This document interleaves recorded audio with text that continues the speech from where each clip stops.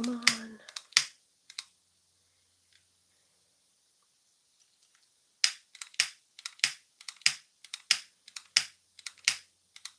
Clicker's finally given up the ghost.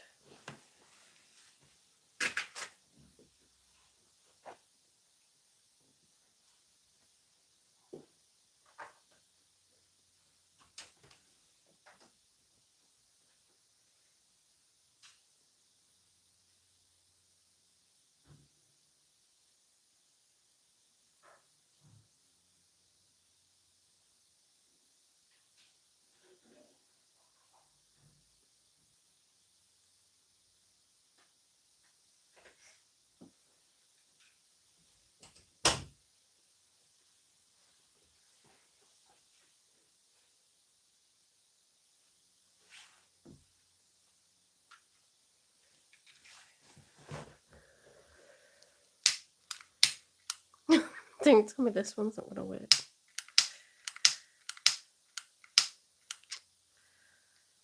Anyway, that's smoking enough, to be honest.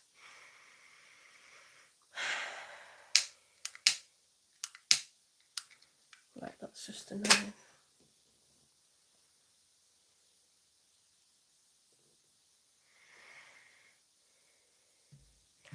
Okay, spirit guides. Let's put that under me because I need the sage.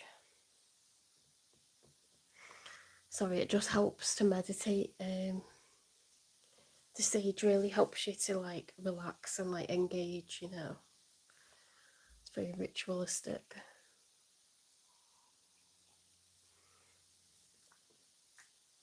Oh my god. I just had like really strong heart palpitations. That's really scary.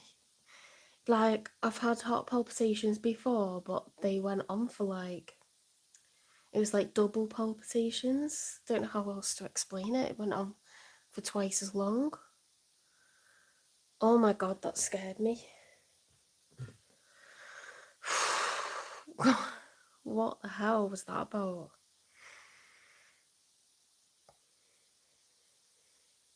That scared me. I don't know why that happened. Okay. Moving away from the drama, let's get on with the weekly love readings. So I'm carrying on with my lovely Viking deck. I'm going to be taking away these decorations because they look very Christmassy, and my mum's really superstitious. She likes to take down the decorations before the 6th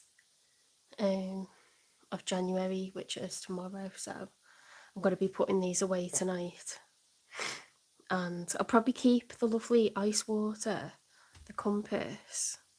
That reminds me of a whale. I reckon it's meant to be a whale tail in the water. I'm going to keep them out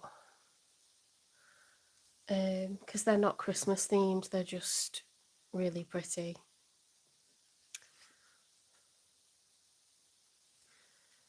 Oh wait, I need to get Aries out, don't I? What am I doing?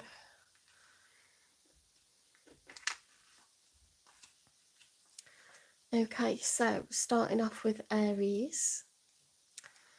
Spirit guides, universe and angels, please stand beside me and guide me for Aries' highest good.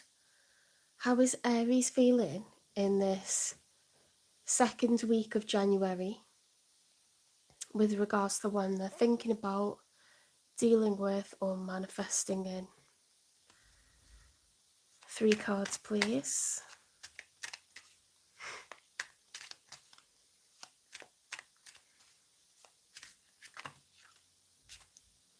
Okay, so we've got in the reverse, we've got the 9 of Wands.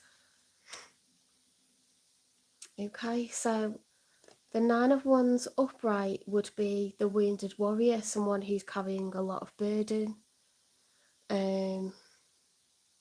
someone who's willing to keep going.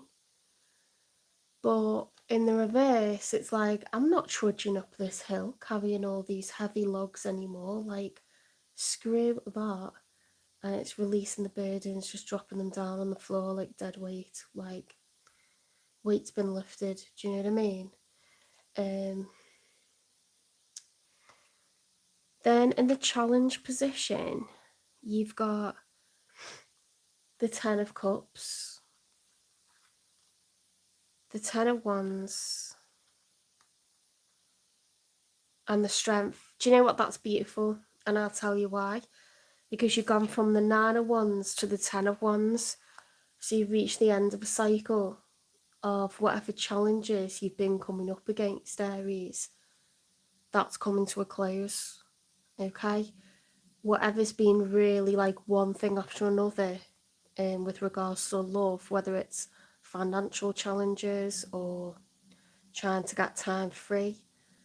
I shouldn't really give that as an example because I think everyone has time for love. I think if you're actively manifesting love in, then you need to kind of be on board with making time for it. I have gone out with someone before who literally booked themselves up night and day every single day, would pick me up for half an hour, take me out for 2 hours and expect that to be enough each week. 2 hours each week. Like, are you on one? No one's that important. You haven't got time for love. I don't begrudge anyone having a super productive year, but don't then try to have a relationship with someone. Do you know what I mean? And it was like boyfriend, girlfriend, like we've met each other's families, like he made it very serious, very formal. And yet he used up every ounce of his time on his career. So that really pissed me off because I felt like a clothes horse. It didn't meet my needs, my basic needs for affection, for understanding that I'm important, or I had a really serious health problem. It was like stage 3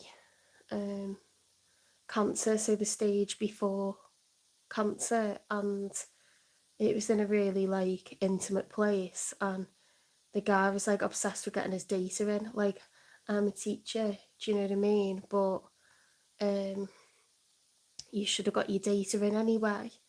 And the fact he's saying that like stupid o'clock at night, you should be able to get your data in and then come and see me. Like, there's never a reason when someone's got a really serious health problem, you don't kind of like begrudge them that and get annoyed with them or play it down or say I'm sure it'll be nothing. You never ever do that. When it's something like that, I'm sorry, but like, I'm a teacher now. I wasn't a teacher at the time. I was a TA, and you get your data in before end of play. You can't be saying you got to do your data late at night. It's not normal. So I think he's got issues. He has risen through the ranks, but he's got issues where, even like outside of that career, he was writing a book on top of that, and like, working for a charity on top of that. And it's like, you don't need to fill your life up like that. So there are people that actively fill up their time and don't allow time for. He actually neglected his own health for a long time, which made serious health problems for him. He ignored my health problems, which were very serious. I felt really unsupported, really alone. It wasn't a relationship because you've got to maintain a person. You can't just expect someone to do themselves, You can't expect to give them nice dates and then just be like, and now you can take care of your own emotions, like, because I'm never going to be around. What is that? So, oh, hi, thanks for like, whoever that is. It says note people. Okay, now you're showing up. I've gone off on one a bit there, but if you want love, you got to make time for it, and therefore it can be one of the challenges. I was just justifying something I said earlier. Anyway, Aries, whatever the challenge was, whether it was money, time, trying to find the right kind of person, or feeling good enough about your own self-image, because sometimes we avoid I know I'm struggling with my self-image at the moment. Some days I feel great, and other days I feel really, really bad about how I look. Doesn't help working with teenagers for a living because they're never going to compliment you. I mean, the odd one will who's really mature, but the rest will just tell you what's wrong with you. They're horses, honestly. It's not the same as like working with little ones. I do miss working with little ones, but I like my teenagers now as well. You've gone from the 9 of Wands to the 10 of Wands. You've completed a cycle. You've got fire energy. Hi, West Brom fan. Hello. You've got fire energy with the strength, being incredibly brave. And you've got the 10 of Cups, which is that wider family picture. Whatever you felt was missing from your family picture, whether that's a partner or adopting children or having family pets or securing a mortgage, so that you can then go on to do all those things. Whatever it was that was missing is now there. Okay, so really positive for the second week of January. You've gone from the 9 of Wands, dropping those burdens, it's in the reverse, to the 10 of Wands, completing a cycle, feeling good, looking great, and getting that 10 of Cups, whatever that is for you, that wider family picture. 9 of Cups is all about your self-satisfaction as an individual entity, okay, for you as a human being. So an example of that might be your physical appearance. An example of that might be how much you earn. An example of that might be having interesting hobbies, having great friends. It's about self-satisfaction. The 10 of Cups is like, my family life is amazing. Okay, so whatever challenges were there are gone. So you might have achieved that in the second week of January, or whatever barriers that were preventing that 10 of Cups are being removed. So that's brilliant. Okay, let's get one more for you then, Aries.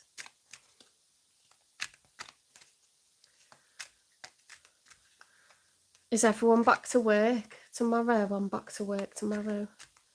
We've had snow. I'm in Merseyside, bordering onto North Wales. We've had a lot of snow, so I'm going to have to check the website in the morning because Wales gets even more snow with it being higher in altitude. Right, we've got the Devil as the challenge. Some kind of habit, or it could be something you do or something you tend to think about yourself, or a tendency or a propensity to do something is challenging here. It's Capricorn energy. It's the major for Capricorn, the Devil. It's like, how can I make this 10 of Cups happen? Can I beat whatever bad habit or bad behaviour or person that's codependent on me? Can I beat that in order to get my 10 of Cups? Because I've just remembered, actually, those were in the challenge, weren't they?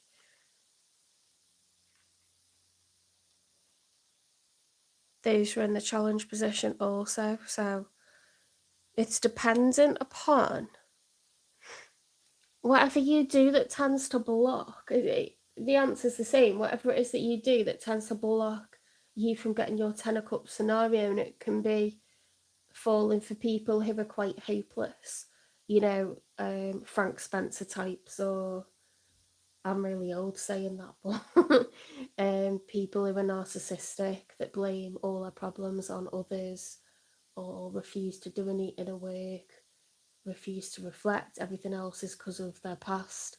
Sorry, everything's because of their past, and they'll never be able to like have a normal life or be successful because of the past, or like, you know, whatever. Like, I don't like to say it's who you pick, because I think You know, in tarot, we believe that different connections are brought into your life on purpose, and you need to draw stronger boundaries. If you are entertaining a narcissist and then you entertain another one immediately after, then you need to draw tighter boundaries around yourself, because you're overgiving financially and emotionally if you're accepting multiple people like that.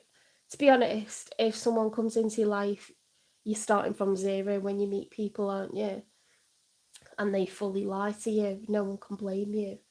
But you've got to walk away from them as soon as possible. And then if you see red flags and you continue with another person immediately after them, you haven't drawn boundaries around yourself yet. So the devil is a warning there. The fact that's in the challenge position is like, just check your own tendencies, your own habits, your own behaviours. Are you overgiving? I know I can be an overgiver. You know, it's not a bad person, but you allow bad people into your family's life when you overgive. You allow people to take advantage of you and drain you of money and time and energy when you overgive. So it's not necessarily fully positive either. Okay. But I don't like anyone saying, oh, you haven't met the right person because you're a bad picker, because I don't think that sends out a nice message for people. It's like saying, well, if I keep picking the wrong kind of person in love, that means I'm never going to pick the right one. And I don't think that's true. I believe in tarot, and I believe in fate. I believe in karmic connections, soulmate connections, twin flames. I understand that from every connection you have, there is a reason for that, and there's something you learned from that. Nothing happens like for no reason in life, because we're too intelligent and we're too reflective and analytical to be just bumbling through and happening upon stuff. It doesn't work like that. Let's get some cards for your person, the one you're either thinking about or dealing with or manifesting in.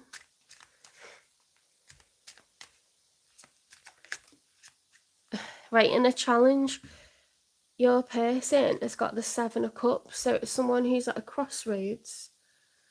I'll show you the cards because it's really pretty. The Seven of Cups is like many options, and in some of the cups there's good things, and in some of the cups there's bad things. So they're also, it's dependent on them using their tenacity, using their discernment, to go forward in the right direction, accept the offer from someone who is showing themselves to be exactly who they say they are.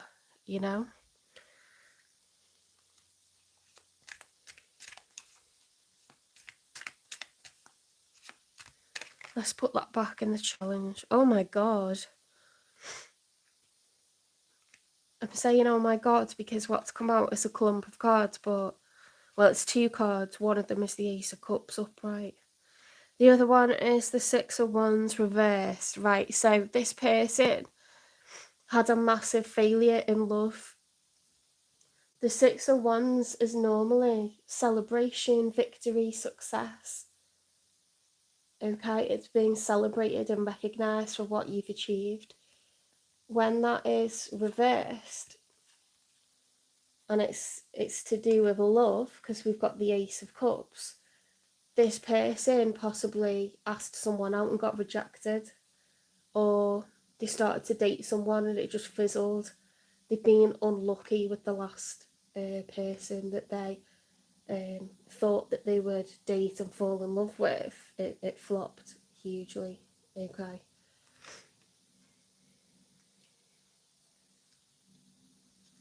It's very much like giving like a mirroring kind of, we can't get the same cards twice because I'm pulling from the same deck. However, if you could tell the same story twice, that's what we're getting. Very, very similar, you and your person. I feel like you're manifesting this person in.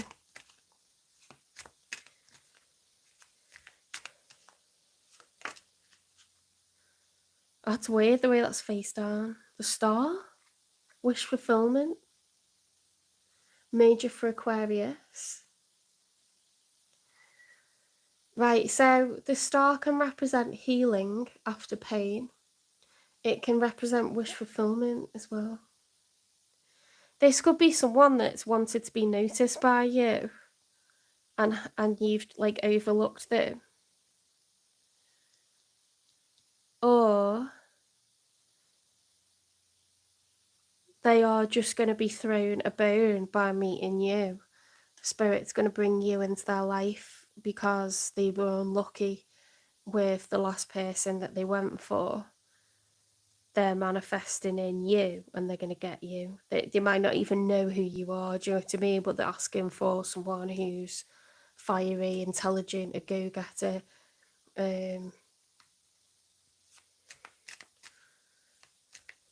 Let's get 3 for the outcome.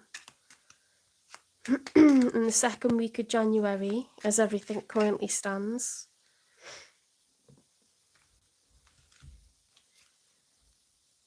The Emperor reversed, interesting, because that's your major. The Emperor reversed with the 8 of Wands reversed. Something's blocking this, something's delaying this going ahead, and we've got that Devil as the challenge. Are you making time for love, Aries? Are you feeling good about how you look? Do you flirt with people? You can get into a thing where you stop flirting with people and you're just very straight with them, or you know, everything's a bit of a joke, and like maybe people don't know, you know, when you're flirting with them. And I don't know what Aries are like flirting because I'm not Aries.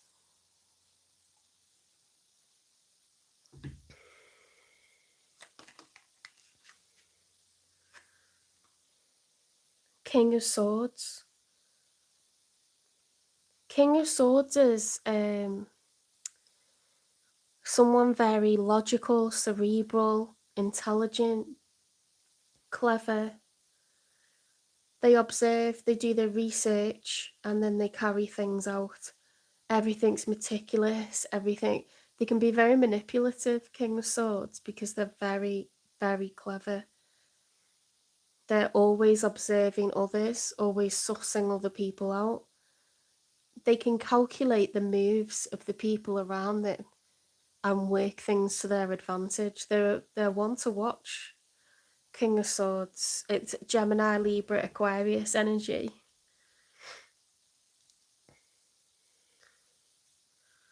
They will use communication to their advantage. Swords are communication, so words written or typed, or spoken. Looks being exchanged, you know, like it's very, very clever energy. They can be very cold because they'll do head over heart decisions. Ooh. Oh God, where's the Tower? Oh my God, the final outcome is the Tower. The Tower's very much Aries energy as well, actually.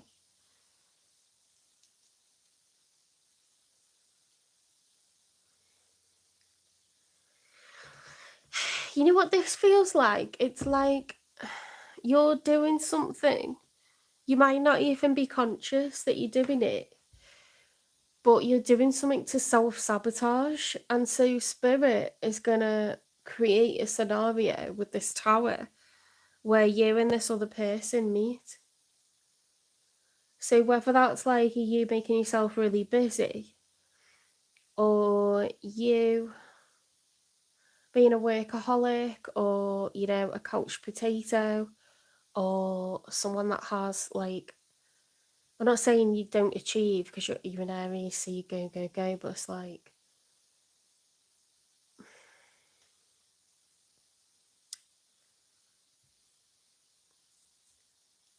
I don't know why we've got the King of Swords. I think it means that you're going head over heart So you're very logical because your person has got cups on their side. They've got the 7 of cups and the ace of cups. So they're actively trying for love. On your side, you've got the 10 of cups, which is like worried about your kids, worried about the home, worried about the wider picture. You've dropped the burdens, but there's this devil energy, and then the emperor reversed, and there's like 8 of wands reversed is like delays. So it's like a self-sabotaging energy. And then king of swords is like, you're going to use logic, and I'm going to use my head over my intuition. I'm going to use my head over my heart.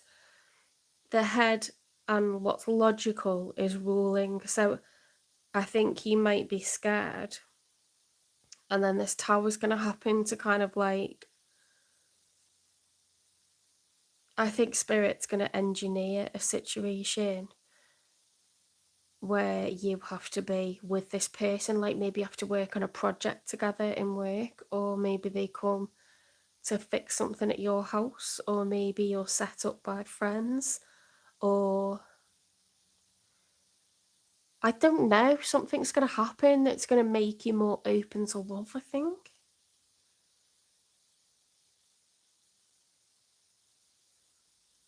I don't even know like where to take this to clarify it. This is bizarre.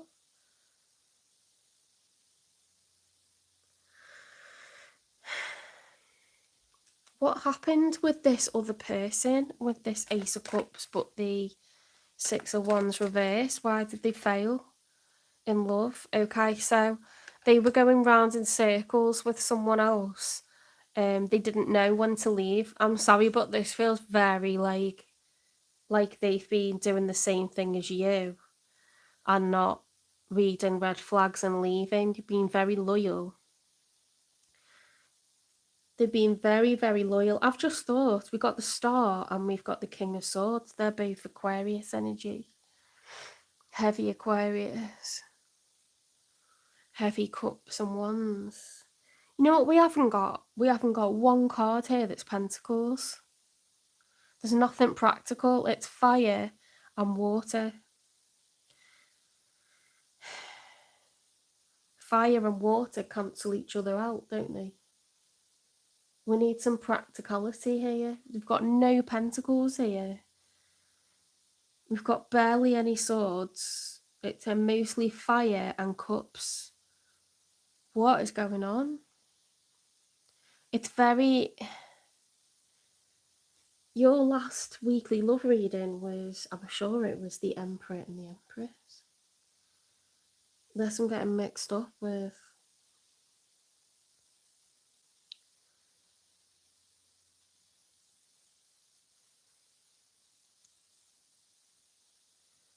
They were caught in a karmic cycle with someone.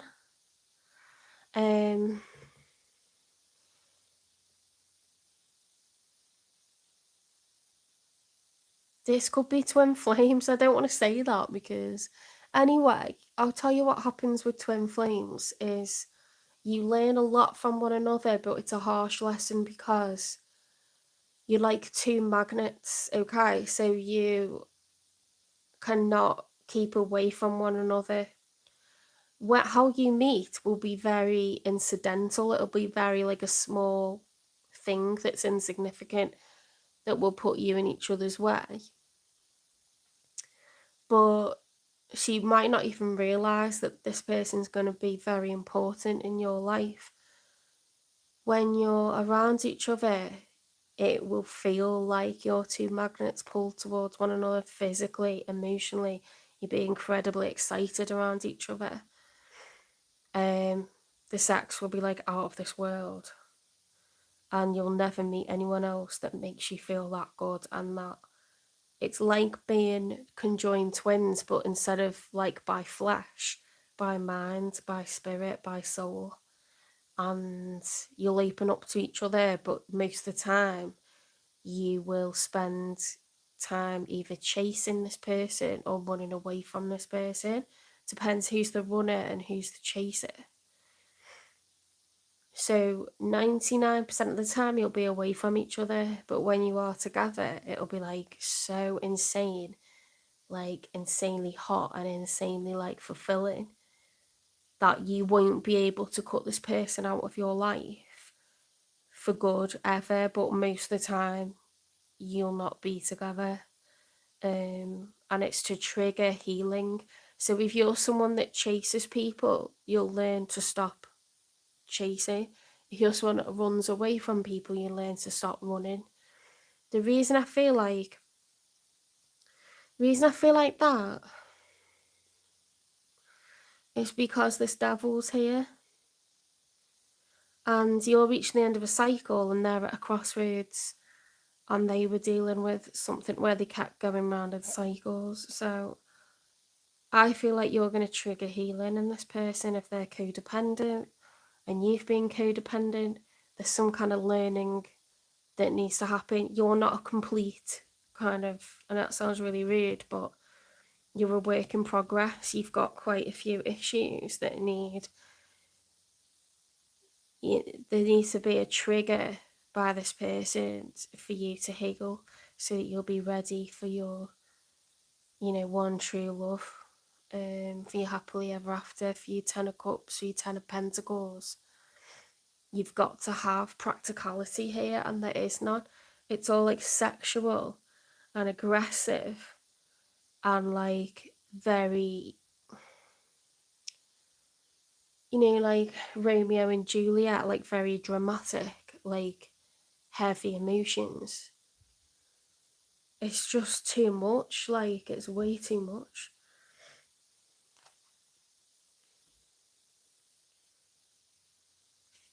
I put them the wrong way up.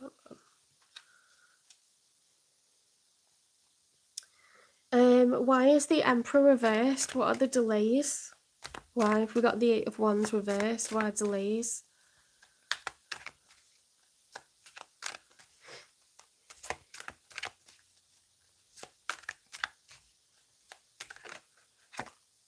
Moving. Something to do with a house. Maybe that's where your focus is right now, Aries, if you're focused on renovating your house or acquiring a property, or, avoiding losing one, because it's a struggle, isn't it, at the moment with the cost of living. Perhaps you don't want to trust anyone to live in your home. If you've got children and you're trying to find balance and maintain balance, you don't want to let just anybody in, right? So I feel like that is a very King of Swords energy. Like, he's on guard, isn't he? Like, he's holding that sword up, like observing, and he's ready to, like, for heads to roll if need be. So that would make sense, to be honest.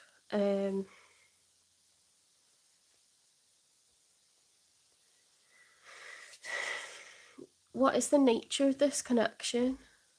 When Aries meets this person, they could be an air sign or water. They don't have to be either of those.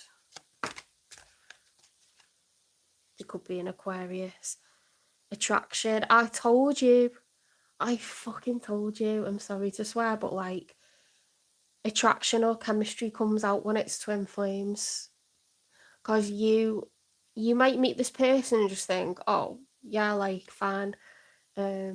You might not think that much of them, and then when you start to banter, it'll just be dead natural.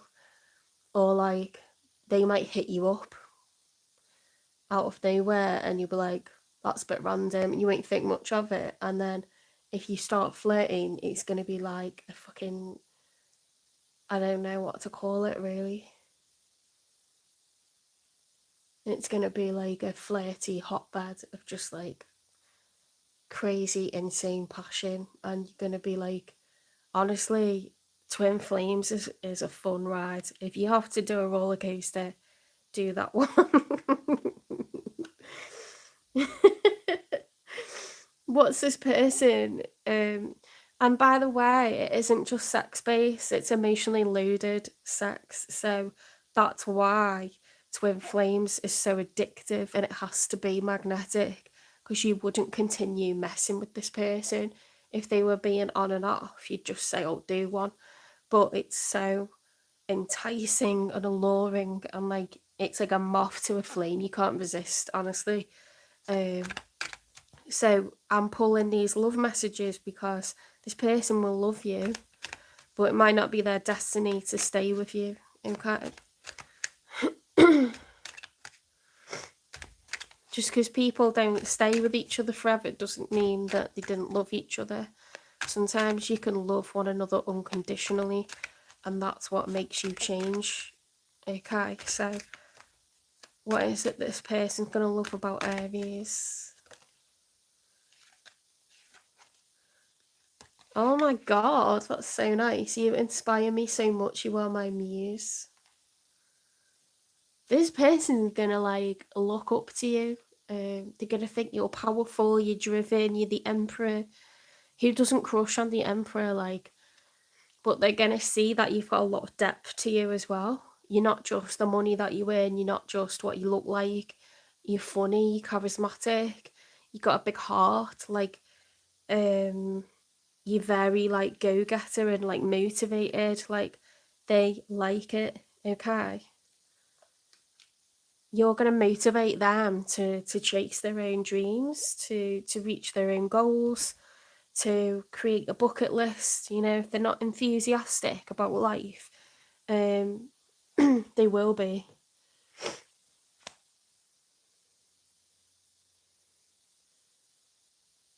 My nails just come off. I've only just done them. Hang on, I'm gonna... No, I'll do after. I'll glue it back on after. We've done them. Oh, let's get a timing. When's this person going to come in for Aries, please? When is this twin flame going to come in? I tell you what, if you haven't been involved with anyone for a while, you're in for a really good time. A real good time, honestly. Like, things that you're going to think about for many years to come, like for the rest of your life. You're going to be like grinning, thinking about the things you did with this person. It's not going to be like anything that you could ever have with anyone else either. Like, shut up. Your birthday, April. Aries, you're getting a twin flame in April. You're going to evolve out of it, and you're going to get amazing passion out of it. Oof.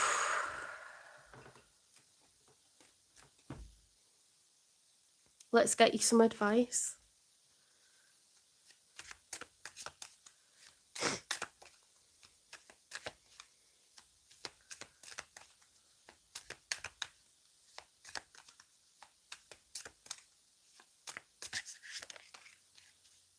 Fuel. It's an interesting one. I enjoy doing things that fuel me. It feels great to do things for myself. When I make sure I am taken care of, I can better show up for those in my life and for the work that I do. So whatever makes you feel personally rejuvenated, and everyone's different. I know I need time to myself. I know I need food for the soul, like to paint or do pottery or create, you know, stuff like this and do tarot. I play PlayStation. Whatever it is, I love swimming. Whatever it is that you do to rejuvenate yourself, allow it. Okay, because you come up 10 times stronger and you fight 10 times harder when you've allowed yourself downtime and food for the soul. Okay, whether that's travel, travel broadens the mind, doesn't it? Reading, watching movies, escapism, seeing things from a new perspective always happens after movies. You know, your mind is blown after a movie. Like, you feel so emotional, it invokes so much in you. Seeing friends, okay, so you're being very much encouraged to thrive off whatever you want, whatever you need, whatever you like, booking things in. I think Aries are very, very good at planning ahead when it comes to entertainment. You know, fire signs are go, go, go. You know what you like. I think music is like a huge one for you guys.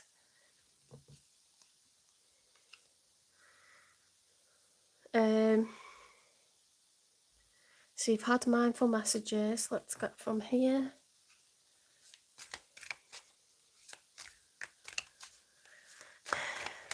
What advice have you got for Aries, please?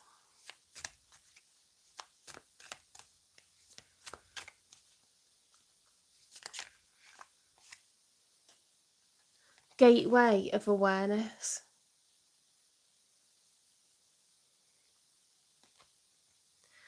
Enter the gateway of awareness to uncover new spiritual insights. Okay, so we might be pointing in a direction of things like massages, sound baths, yoga,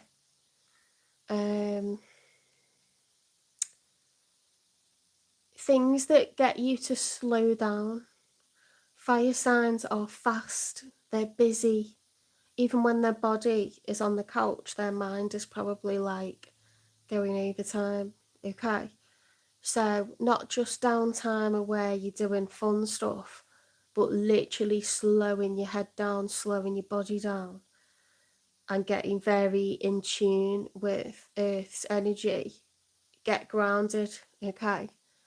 Getting out in nature is a kind of weaker version of that, but I would say actual meditation, actual, going to a class where you have to get grounded and fully like in tune with the Earth's vibrations, okay, Earth's rhythms. Going to the sea does that for me. That's in the summer though, if I'm like on the beach and I'm sunbathing and I hear the rhythm of the waves. If I go for a walk in the woods, that really grounds me. But it's different. It's more ethereal when you go for meditation. You go for sound baths, yoga, massage, reflexology, aromatherapy. You have you reach a higher state of awareness, and then you like hallucinate, and you see yourself transforming into a kind of animal. You see all different colours and patterns, and it's different. It's very, very different. You're being encouraged to even reading about spirituality, reading about tarot and the chakras and the angels will activate your third eye chakra, because when you understand stuff more, you can access it better. That happened to me after reading, and some of it's really light reading. This book by Kevin Hunter, The Four Clair Senses, that's so easy reading. It's really readable, like it's a really small book. It was a few quid off Amazon, there he is. Well, I literally had a third eye awakening like 2 days after reading that on the beach. And it's just easy reading. There's nothing difficult in there at all. It's very like conversational. I wouldn't read anything that was, that was difficult. Right, a final advice then, please, for Aries when it comes to this person.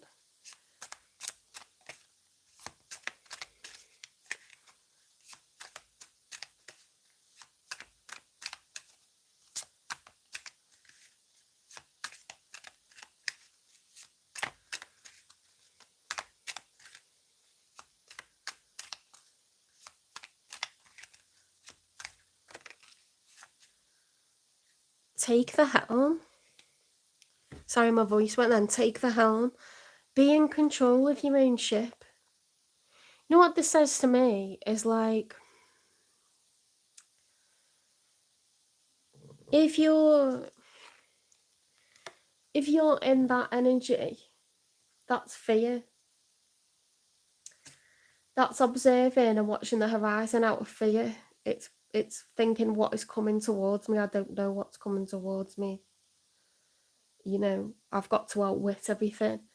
But if you're confident that you've got the helm, you don't have to say yes to anybody. You don't have to feel sorry for anyone. You don't have to fix anyone. It's not your job in life to fix other people. A lot of people can't be fixed because people fix themselves as and when they become aware that they've got problems, and as and when they decide they're sick of who they are and how they're being towards others. They have to reach their own awareness. So when you try to fix other people, Aries, you actually attach people onto you and they pull you down. And it seems brutal, but it's not. It's actually knowing the difference between how and when to give to others. Because I'm sure that you are a giver, and I'm sure you give to a lot of people that you should give to. But you don't fall in love with, marry and have children with narcissists. You don't fall in love with, marry and have children with people who, you know, take the piss with your finances. You're not a charity worker, and if you are, you treat people like a job. And if you are helping friends, you do it knowing that they would do the same for you. And you never lend more than what you can afford to give and lose. Okay? You don't need to marry and have children with anyone that you feel sorry for. And I do feel like that's the devil on your shoulder, because you deserve love and you deserve sex and you deserve passion and excitement, but you don't need to live your life like that if you trust your own judgment. Take the helm and charter your own journey, okay? Like, and navigate the rocks or the people who are duds, okay? Just don't have a relationship with anyone who has got issues, because you're going to regret it. You can fool around with people who've got issues. Fool around with people, but don't allow people to empty out your purse and empty out your heart, okay? It's something about that. I don't think that's what this person's going to do. I think this person is a twin flame and they've got their own issues to resolve, but it's a powerful connection that you're supposed to actuate it and live it and learn from it. And they're not a karmic, but I think you were dealing with a karmic previously, and I think they've been dealing with a karmic, and I think you two are mirroring each other, but each of you somehow has got something to learn, and you'll be really opposite. So if you're a chaser and they're a runner, you'll do that, and then you'll be like, I'm not doing that anymore. And they'll be like, what? And then you'll start to move away and they'll start chasing and you'll start running. Okay, and it's going to trigger, it'll go back and forth a few times and then it'll end. But it'll be fun when you are together. It'll be amazing, okay? But you're not supposed to. With this person, you're not supposed to be with them forever. You're in control. Know that you're in control of your life, okay? And the people that you love and want to protect, you're in control. You can drop your guard a bit, knowing that you trust your own judgment and that you will do whatever it takes to keep harm away from the people that you love and care about, okay? Right, I'm going to wind that one up there and we'll go on to Taurus. You're being very much pushed to, you know, have time for you, do what you want to do, and get in touch with spirituality. And if I know Aries, like I think I do, because my sister's Aries, she's very business-like and very, very like go, go, go. And I think slowing down and getting grounded and doing something spiritual is quite a different vibe for Aries. And we should all be trying to round ourselves, you know, like the way someone who's very spiritual and grounded might need to occasionally really get going and be more businessy, and get more upbeat, you know, like maybe that's what Taurus's job is, because I'm a Taurus. That's what my thing to learn is. So I'm not saying there's anything wrong with Aries, but every sign has got parts of themselves. It's like being a tree with branches. Some branches are quite stunted because we're very good at other branches and focusing on other things. And we need to like point to those point to those areas a bit more to just be more rounded, really. I don't know why my voice is like that.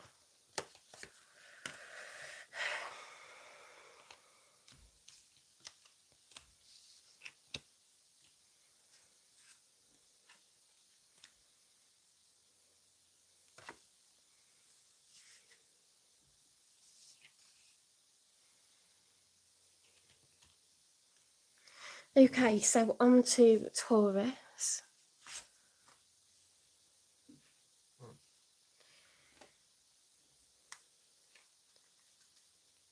Spirit guides, universe and angels, please stand beside me and guide me for Taurus's highest good. How is Taurus feeling in the second week of January with regards to the one they're thinking about or dealing with or manifesting in, please? 3 cards.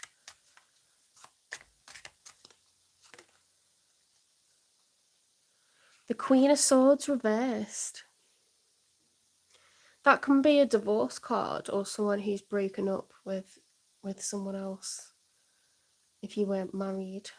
Queen of Swords upright is someone very watchful, very truthful,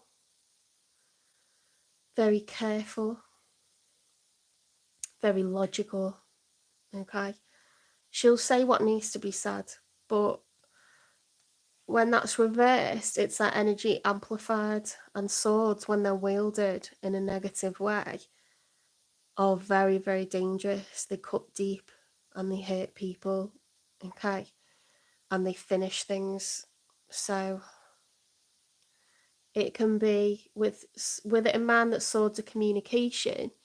It can be over zealous communication that's very blunt, very painful for people to hear, or it can be a lack of communication and blocking and sulking, or, you know, unfriending, blocking people on social media, blocking people on text, you know, ignoring phone calls.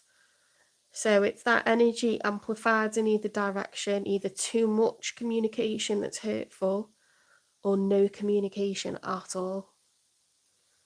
So let's see what, it's a very cold, non-Taurus-y kind of energy, that, isn't it?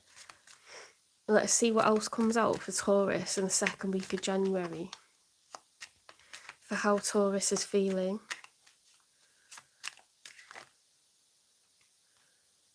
Okay, so we've got the Nine of Cups reversed and the Chariot reversed. If those 2 cards were upright, it would be someone who is self-satisfied and they're playing to win. They're going after what they want with the Chariot. How cool is that card, by the way? She looks fierce, doesn't she? It's major for Cancer, the Chariot. It's a very, like, I'm going out to get what I want and I'm happy about it. Because they're reversed, that Chariot is like not going after what you want and being unhappy about it. So I think you're not talking to someone at the moment, and I think you might tell them what for if they were to try to get in touch with you. I think you're blocking someone at the moment. I think that Chariot's parked up in the garage getting dust on it. And I don't think you like it. I think you're doing it because you think it's logically right.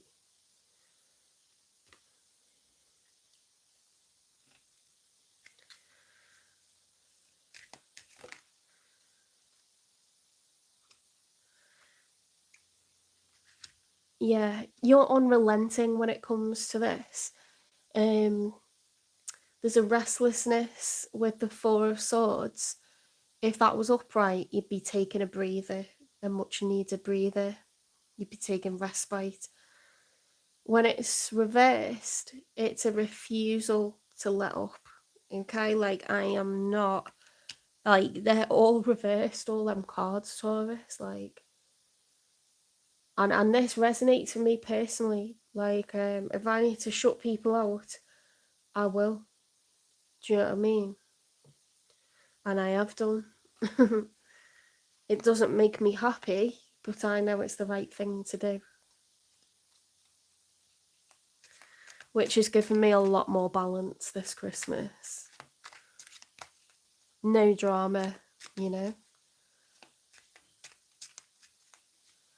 Because when I love someone, I put my heart and soul and mind and body and spirit into that person, and I lose myself. So if I'm unhappy with them, if they're making me sad, I lose myself. Do you know what I mean? And it's awful. It's so painful and despairing. So I've not had any awfulness, no pain, no sadness. It's disappointing how things have gone, but I've protected my energy, essentially. I've done my kind of being angry, done my being stressed. Now I'm just numb to them, really. I wish things were different, but they would have to be different and do different. There's not a chance in hell I'll be getting in touch with that person again. Right, they have got the Seven of Pentacles, so that's a reflective energy. Seven is looking back at the past. Pentacles is like what's already been invested in. They are looking back at the past. When it comes to you, they're very much focused on what went down. They're aware that a lot was grown between the two of you. Oh, has that just gone under the table? Yeah.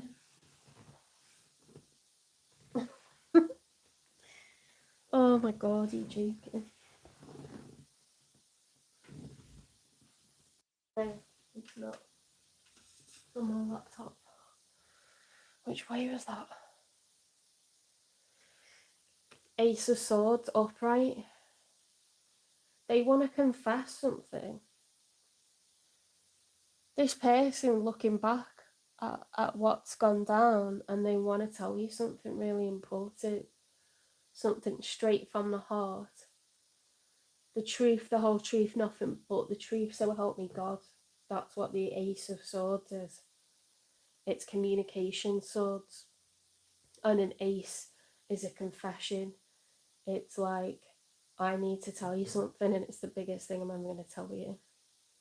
Yeah, it's usually like, I love you, or I fucked up big style, and all I've done is think about you. No matter how many months or years it's been. It's a big deal, an ace. Ace is cut through, okay? There's clouds and air in the background. It's air energy. They cut through whatever was foggy, whatever was unclear. It slices through and gets straight to the heart of the matter. No messing around.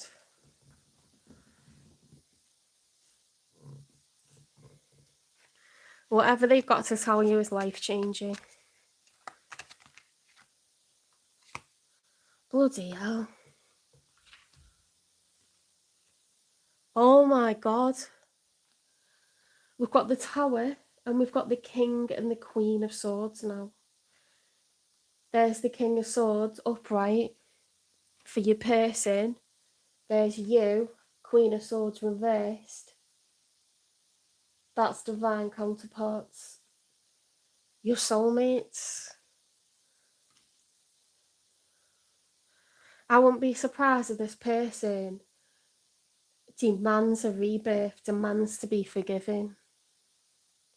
They're causing this Tower. They can't avoid it anymore. They cannot avoid it anymore. They're in love with you. They can't be away from you. The King of Swords upright is someone who's going to be very careful with what they say. If he was reversed, I'd say he's going to block you, or I'd say he's going to use harsh words. Upright, it's someone who's thinking carefully, how do I manage this? How do I play this? If you've ever been so scared about sending a message that you really don't want to send it because you're like, no, I shouldn't type it like that, or, you know, when you're like 9.5, kind of like out of 10 certain, like 90% certain or 95% certain this person going to say no if you get in touch with them because you fucked up really bad. They hate themselves, right? They're sitting there thinking, I have got to type the exact right message or it's over.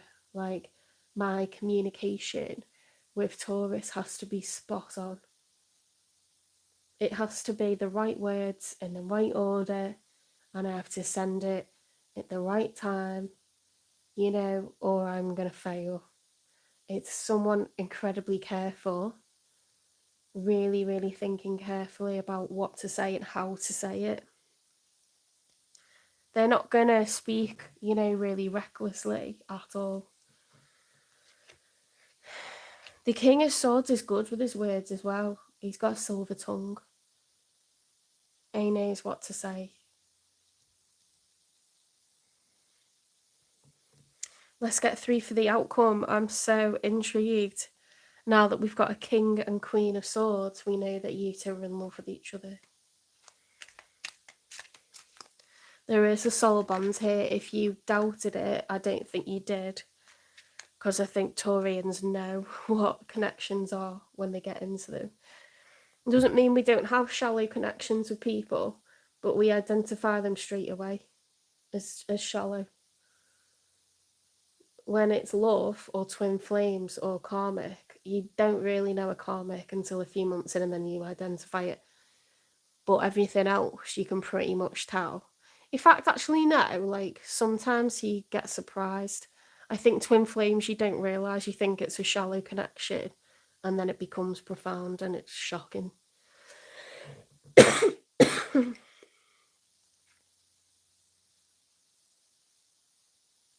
More swords. You could be dealing with an Aquarius and you could have Libra moon. Of course, we've got a lot of swords here. Four of Swords, Ace of Swords, Queen of Swords, King of Swords, Page of Swords. Someone's watching. Very likely them. Somehow this person's able to see you. Okay, they're listening to what you're saying in work or to mutual friends or statuses that you're doing, photos that you're posting. They're judging what's going on with you and what your mood is and when, because they're waiting for the time to do this. Page of Swords is a spy, someone who's observing, doing research by observing.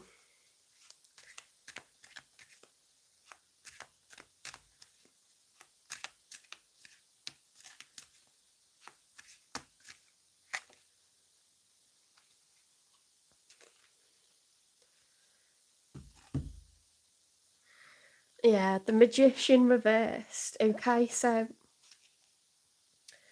the Magician upright is someone that feels like they have the ability to manifest what they want and make it happen.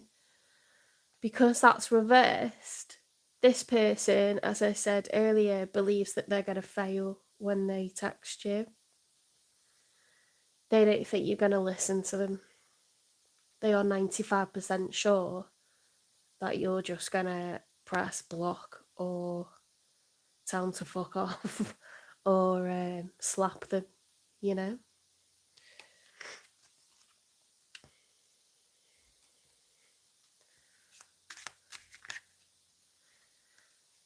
What I'll say about this reading is it's very clear. There's nothing that I'm trying to understand. It's just obvious. Right, we've got the 8 of Wands upright, fast action, progress, communication. 3 of Wands reversed, so lack of acting upon the decision we've made. 8 of Pentacles reversed, a lack of growth and expansion.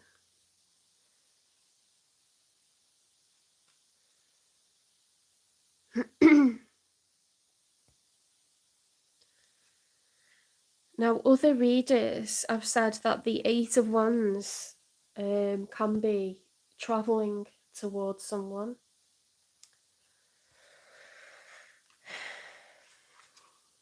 See, the 2 of Wands is like, do I pick A or B? Is it yes or no? Do I go, to Italy or to Africa? Do I go out with this person or that person? Do I stay in my marriage or go with the mistress or the toy boy? It's a choice. The 3 of Wands is then you've picked and you're going to start off on that journey towards the person. The fact that that's reversed, I wonder if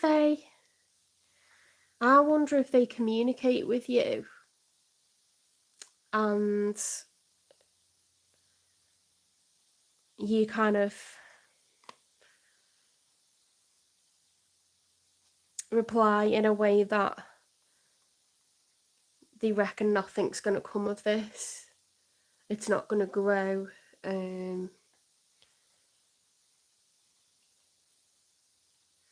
Because I know if it were me, in my situation that I'm in, if they were to communicate, there's no way I'd be smiling. Like, I might smile to myself, but I don't want them to see me smiling. I'd have to work through so much with that person before I could open up my heart. It doesn't mean I'm happy with them. I might think, shit, they've messaged me, and I might buzz off the fact that they messaged.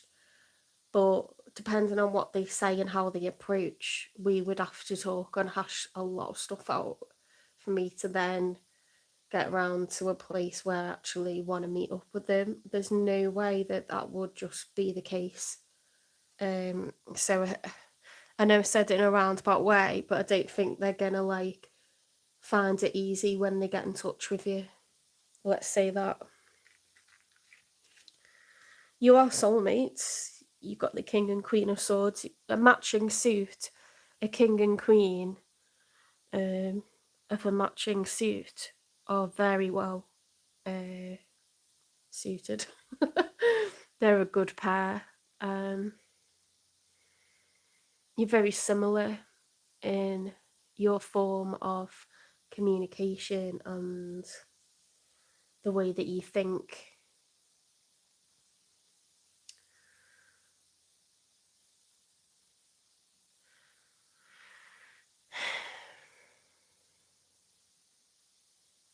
It might not seem like you're similar because the person's denying a lot of themselves, and that's what's pissed you off, and that's why I haven't been in touch for a long time. Obviously you fell out for some kind of reason. Well, if you look at how many swords cards are on both sides of the read, you have a lot of air in your chart, and they do.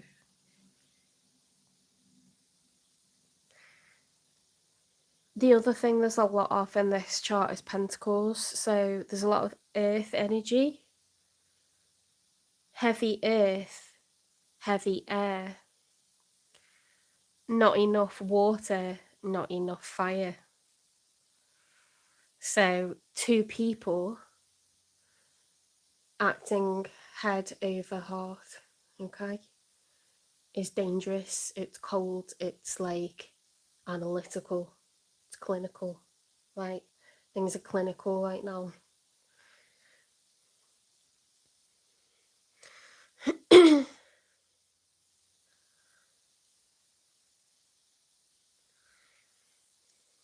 I think this person intuitively knows it's a no if they approach you right now. Don't ask me how they know that. I think it's like spiritually. They just know. What's the nature of this connection, please? Between Taurus and their person that they're not in contact with. Excuse me.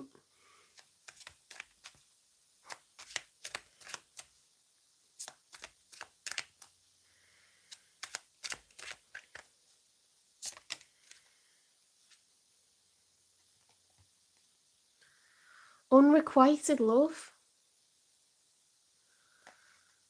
There's not enough attraction or chemistry to keep this relationship going.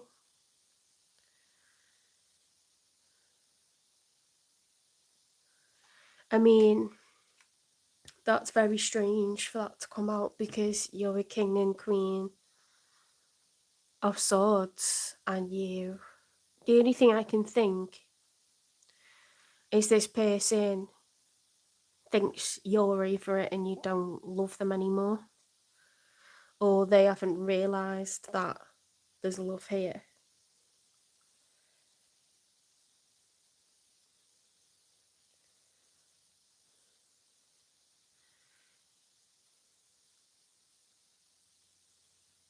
It confuses me in my own situation, to be honest, like whether it's love or... I know there's lust. And I know that I kind of unconditionally love them. But the way that they're being and what they're doing doesn't allow me any stability. So to me, like, that's the perfect, you know, maybe I feel they don't love me. So I think that's why that's coming out. I think they think you don't love them and you think they don't love you. Do you know what I mean?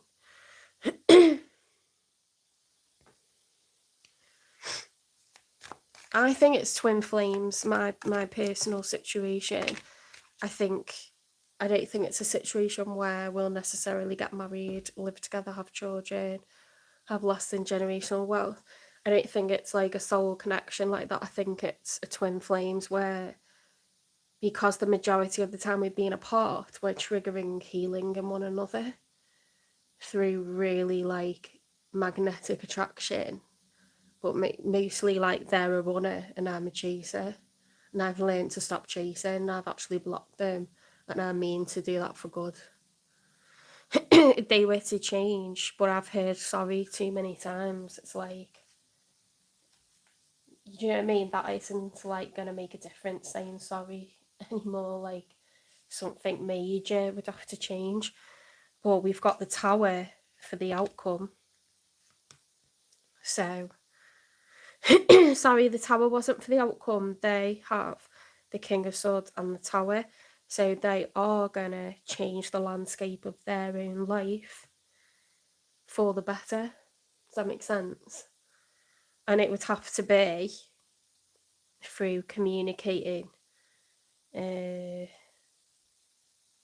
Yeah, something really drastic has changed about their situation for me to like even like entertain. Do you know what I mean? Because I don't trust that they love me. I really don't trust them. I've got reason not to, so.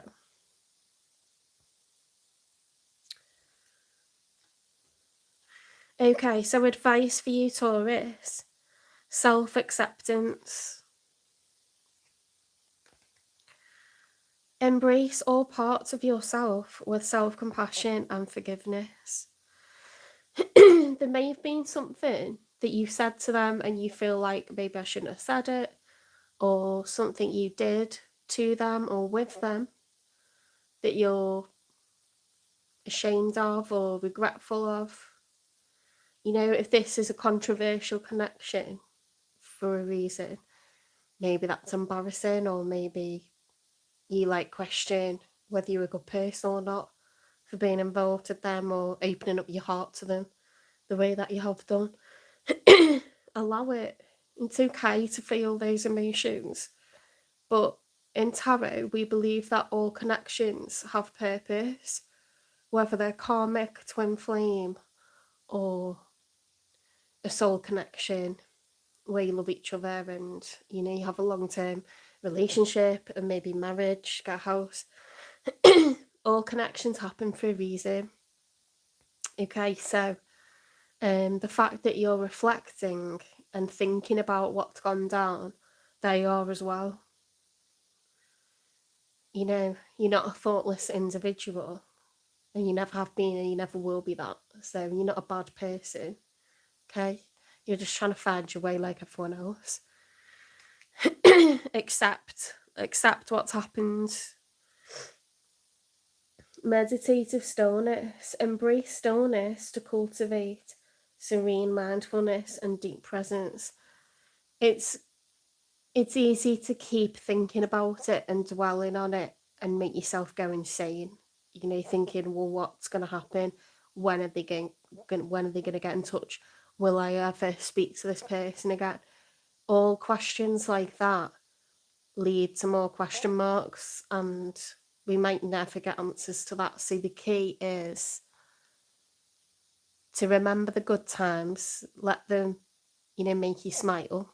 If there's fun things to remember, think about them, fantasize about them.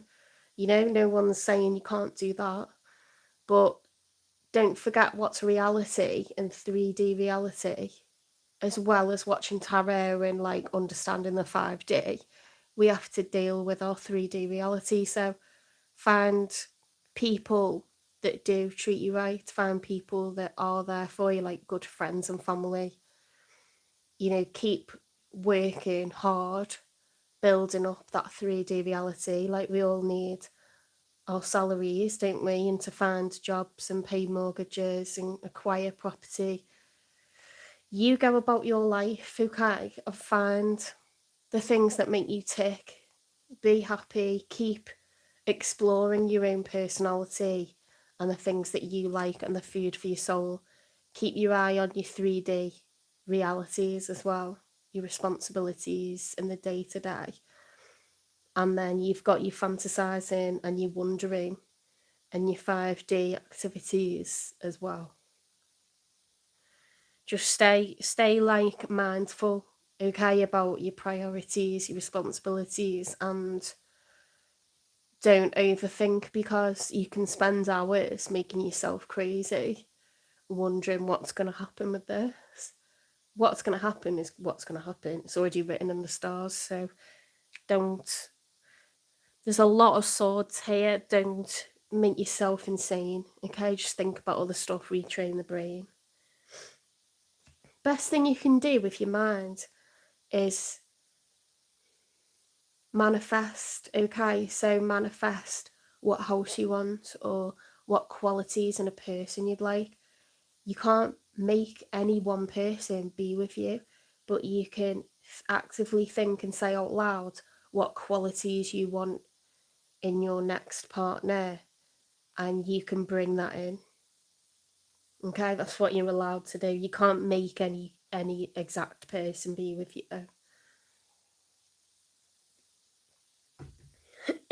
Energy harmonization. Align your chakras to harmonize energy. Achieve vibrational balance. Chakra alignment, energy and flow. So with the chakras, this chart winds me up because it should be the other way around. Like, your chakras are actually the reverse of this, okay? So your sacral chakra is the red one, and that's at the base of your spine. And, sorry, it's not the sacral, it's the root chakra. That's your sacral.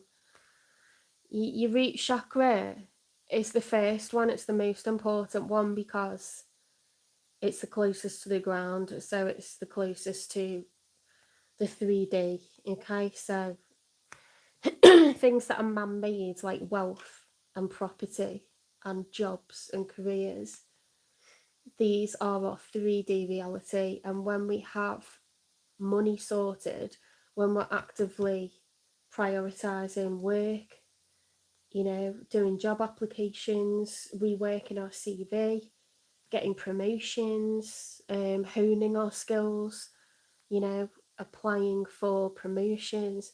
When we're working on that and we've got our finances in order, this allows us to feel like successful, to feel secure, and then it opens up our sacral chakra, which is between our, it's in the pelvic area, okay? So, men and women, you know, between your hips and below your hips, in your pelvic region, okay, it's about passion, sex, sex drive, intimacy, being turned on, reproductive organs, you know, fully throbbing. When you've got your nest built, you know, you then feel ready to put eggs in it, don't you? Like create babies and put eggs in the nest. So you got to get your house sorted, have your babies. You know, if we're like oversimplifying it, I know people have children. Children are a blessing before acquiring a property, but financial stability is acquired in the best case scenario. And then we sort of, even if there isn't babies in the equation yet, you just feel excited, you feel sexy, don't you? You feel capable, you feel like, yeah, I'm the shit, I'm someone to be with. So you get turned on, right? And then you go into boss mode and you like open up your solar plexus, which is like your belly button area. And you become assertive and you're confident and you're outgoing and you boss people about in work and you run teams, you know? It's that being assertive. You don't let anyone push you around. You say what you think and you mean what you say. Your heart chakra is then activated next. So these are like cogs that spin, okay? And if there was a problem financially, or I was overspending, or I was between jobs, I would not go out looking for a person. I just wouldn't, because I want to feel successful and financially secure before I look for a partner. And then when I've got a partner and I've got my shit together financially, I feel like I'm in boss mode. Okay, then I have love and compassion towards others, and that my heart chakra then opens up. But if there's anything kind of wrong with the cogs further down, it slows down the ones higher up and brings them to a halt. So it's very important to get these ones working properly, because they're like cogs and each one activates the next until you get up to your kind of third eye and then your crown chakra. Your throat chakra's here, okay? So when you're feeling compassionate towards others and you love them unconditionally, like friends, best friends, family, the person you're married to, the person you're in love with, your kids, you know, you speak from the heart, you deliver poetry, you know, you read and you write in your diary, you speak to others in a way that's soft, you sing, you know, it's about expressing yourself, it's your voice. So when people say you need to get your chakras aligned, there's some kind of muddiness here, okay, with one of these things, and that affects like your intuition and then your connection to your faith, you know, or the universe, and trusting that everything's going to be all right. There's something about these. So these are the different sort of like hand positions that you can do when you meditate. So I'll take a screenshot of that if you like, Taurus, and I'll put that on your reading. Also like having crystals around you. Tell you what I'll do, I've got crystal cards that are linked to the chakras, so I'll just pull something now for your situation. Just give me a sec while I find. Right, I've got these crystal chakra and the universe. I'll just ask spirit to pull something relevant, something helpful to your current situation.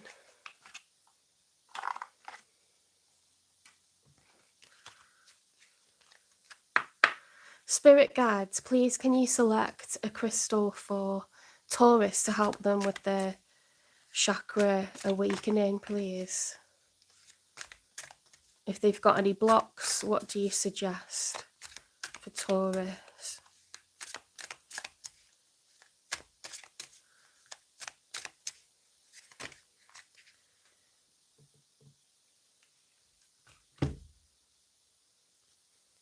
Right, it's pulled out the Sun and Saturn. So that's really cool, actually, because rather than crystals, they're saying you need to focus on your solar plexus. Okay, so being assertive. Sorry, you can't see them that well there, can you? Your solar plexus, that yellow one, like just above your belly button. You need to focus on being assertive, okay? Drawing high boundaries. And then Saturn, which is your heart chakra, that's about forgiveness. And you got the cards, didn't you, that said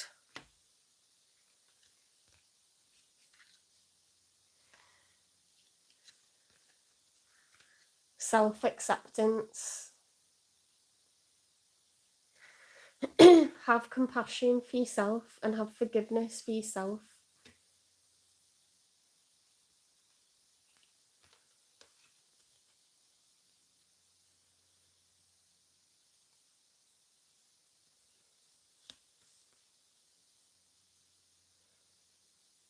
Cultivate serenity. You've been overthinking and you've been kind of like beating yourself up a bit with the negative thoughts. And I do that, and then I think I don't do that to myself, and then I'm honest and I think, yeah, I do tell myself negative things quite a bit.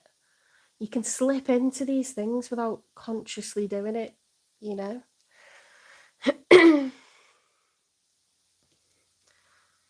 Let's get you some advice.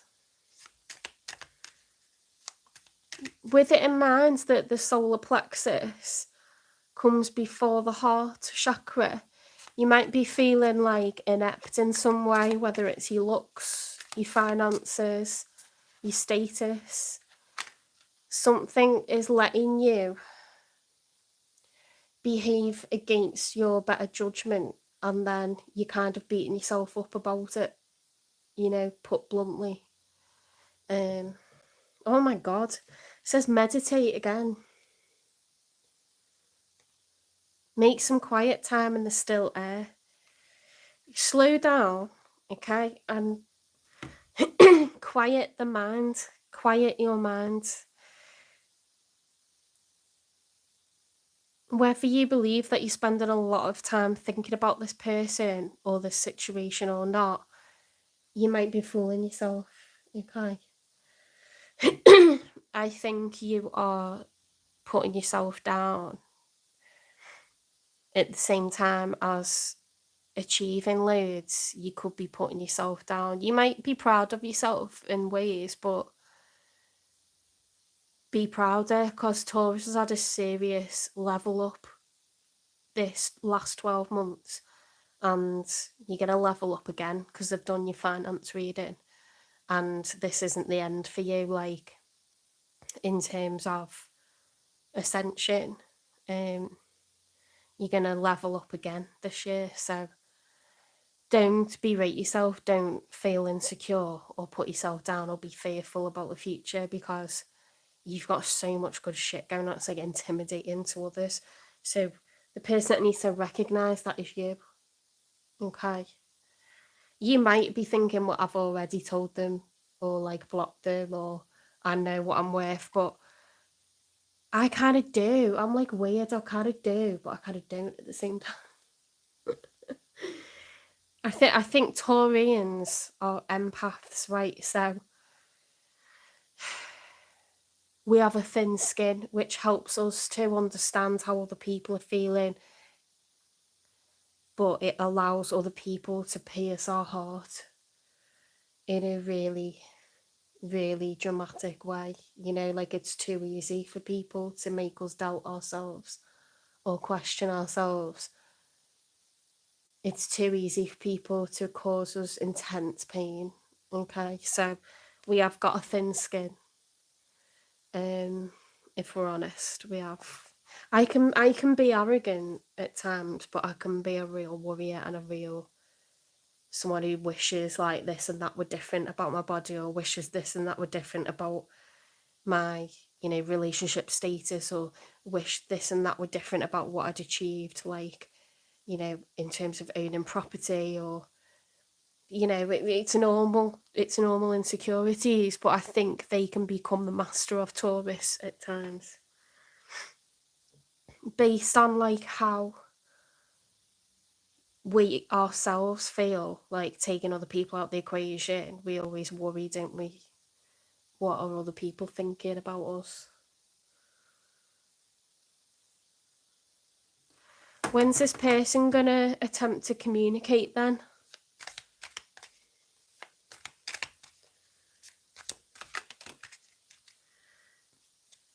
Don't lose hope. So they are gonna pick up their balls as another reader. I shouldn't start saying that. They are gonna do it. They are gonna get in touch, but they're stopping themselves at the moment because they basically know that it's gonna be a no. It's a big fat no. If they get in touch right now, I think this person knows you very well, and I think they just think you're gonna slam the door in their face. So what is the point right now? They're waiting for the right time or the right words. But don't think that you're not on their mind. You're 100% all over it. You're in it. Why have they got the Magician reversed? Why do they believe they're not going to be successful with Taurus? Why have they got the Magician reversed?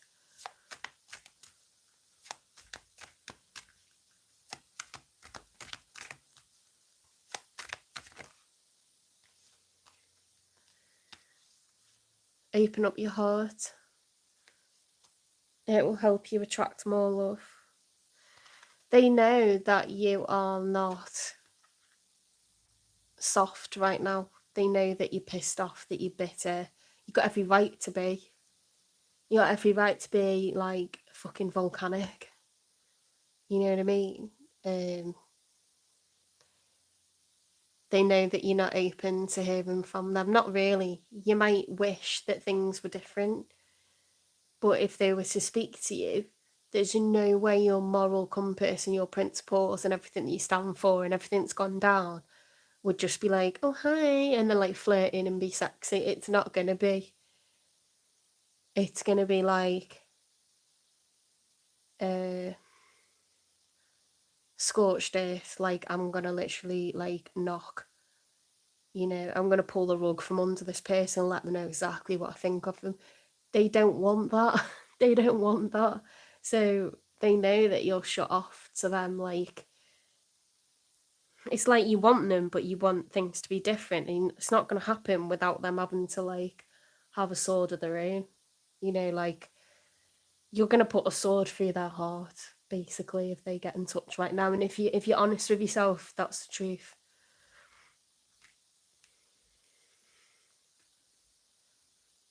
And that would be right. That would be the right thing. It wouldn't be wrong. It'd be, you'd hate yourself if you just kind of like accepted that. There's no way. And they wouldn't respect you if you did.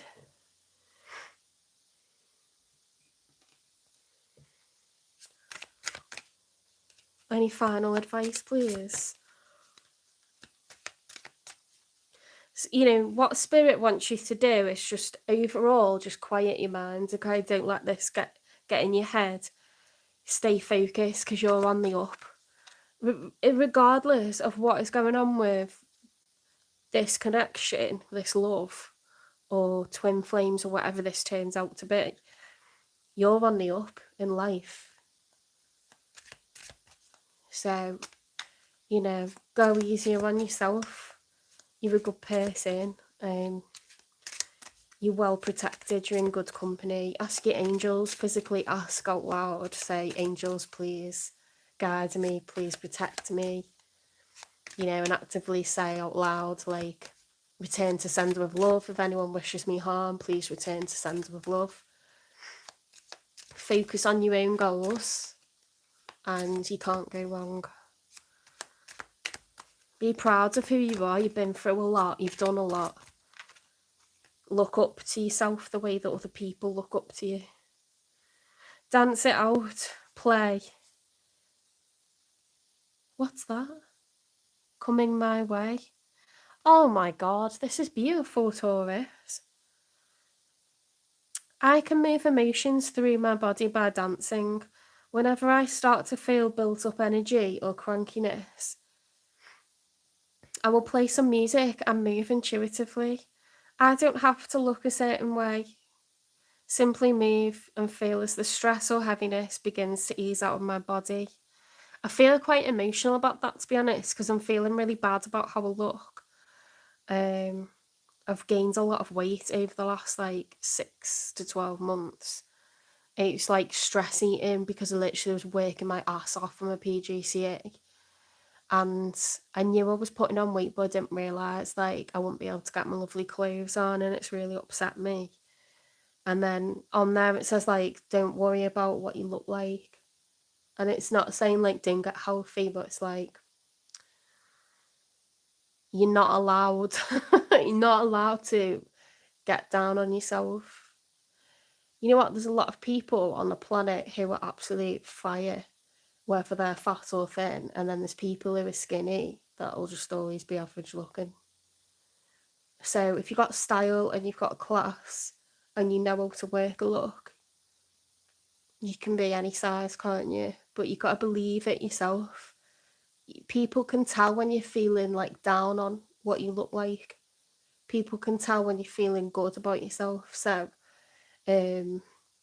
actually feel good, you know, by reflecting on how much you've achieved financially, how much you've achieved in terms of where you've lived in the world, like the amazing friends and family that you've got. Like, you've achieved a lot, you know, like whatever heavy emotions you sometimes feel, or whether certain aspects of your physical self or anything else isn't perfect, it doesn't matter. You deserve to be happy, you know. Dance it out. Dancing is exercise, and dancing mentally makes you feel amazing. Play. I'm completely engaged in what I do, in the here and now. I call it play instead of work. I'm deeply fulfilled by all that I do. I do love my job. My kids stress me out, but they can also be little stars. There's things that have happened that I wouldn't leave my school for like anything. I've actually like had other opportunities presented to me in schools that are considered to be better, but I've invested so much in those kids, like they've done that back. And I'm not ready to leave yet. So in fact, I'm going to invest more. When I care about what I do, I have to care about it in order to want to do it. I don't know if that makes sense. There's got to be emotion in what I'm doing for me to be interested in it and stay in it. If I lose the emotion for what I do, I'll leave. Okay, that's what I mean. Coming my way, this is what is really nice. Unique opportunities aligned with my desires present themselves to me. I attract all that I need to make my dreams a reality. So that's about manifestation. I attract the things that I need. If you're clear on what you want and you say out loud and you ask for it, but you also say positive affirmations like, I want love, I deserve love, and I will have love. Or I want a job, I deserve to have a job and I'll have a job. Or I want a house, I deserve to have a house and I will have a house.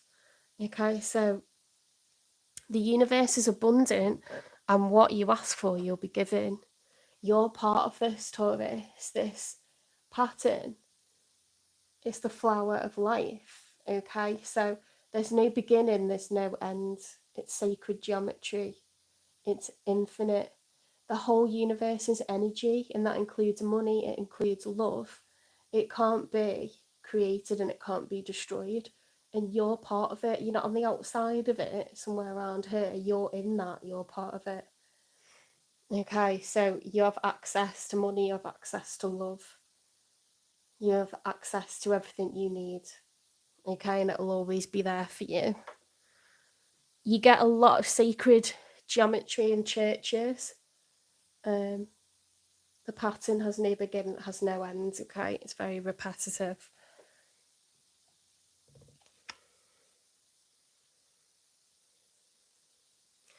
There's going to be spirits letting you know that there's going to be opportunities coming up that are aligned with the things that you've been asking for. I've been seeing, I don't know about you, but I've been seeing 1111 again. Like, I have like phases of it. So like, you might say, oh, that's like easy for that to happen because you could clock watch at like, you know, 11:10 and then like, no, 11:11's coming up. But I literally, there's no way that I could have orchestrated this. I was in bed, you know, fast asleep, wake up, decide to roll over and look at my phone. It was 11:11 exactly. So I make a wish anytime that I say that, because that's a gateway. Okay, you ask spirit for what you want, and the first thing, you got to do it quick before it changes to 11:12. And of course, you don't know how many seconds you're through. So whatever's on the tip of your tongue, you say it, and it'll, instead of overthinking, you just say. And I shock myself sometimes with what I ask for, because, you know, if you thought about it too much, you might change what you really wanted, but you should just say it from the heart, shouldn't you?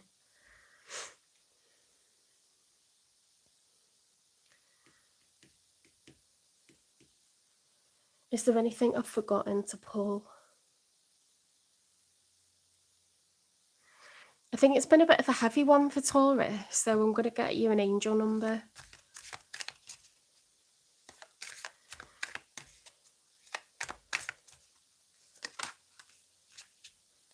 1818.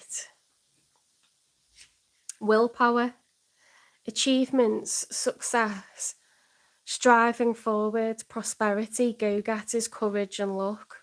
But that's just like crowns the reading really nicely. Wow, significant events are on the cards for you. You will progress in your endeavours and gain new experiences.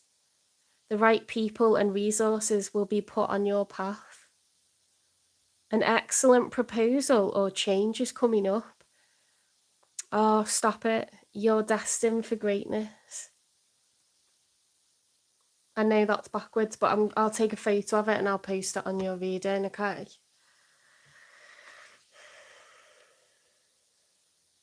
Yeah, this whole vibe is giving off like, don't make yourself down, you know, like you might distract yourself with the computer, you might distract yourself with work, but make sure you genuinely are proud of yourself, Taurus, and make sure you genuinely know that you're fire, okay? Because you are. And like I said, if you want to check out the financial reading that I did for Taurus, I did one for January 2025, like, it was bloody good, actually. So this is resonating big style for me, and I hope it's resonating for you. Make sure you dance, okay? And it looks like whatever you do for a living, you really love it. And any side hustles that you got on the go as well. Well done, Taurus. Well done. Right, take care of yourself, and I will see you in the next one, Taurus. Right, on to Gemini then.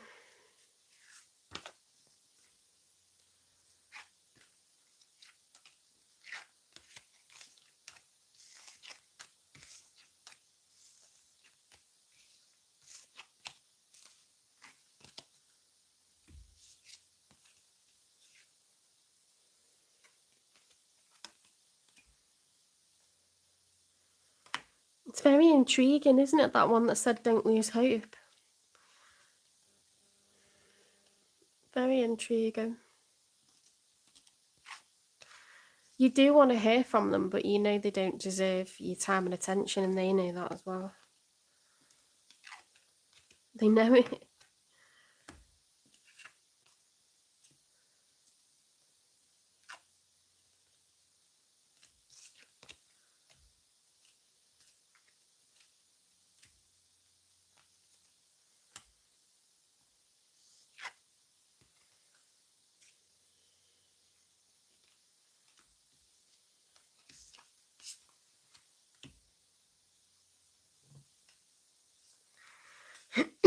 Right, on to Gemini.